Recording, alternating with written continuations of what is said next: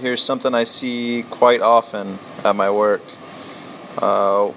Broken off bit driver inside your impact driver, and you can't get it out. I've already started using either one of these guys or one of these guys. I chuck it up in a drill.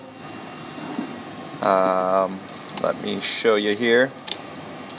It's got an end to drill and an end to extract. This is reverse thread, and it cuts in reverse.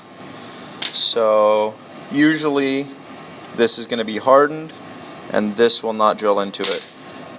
So I will take a drill bit of appropriate size and drill a hole, and then I stick this guy in here, stick this in reverse, this guy goes in there, lock it in, and then you can extract it out.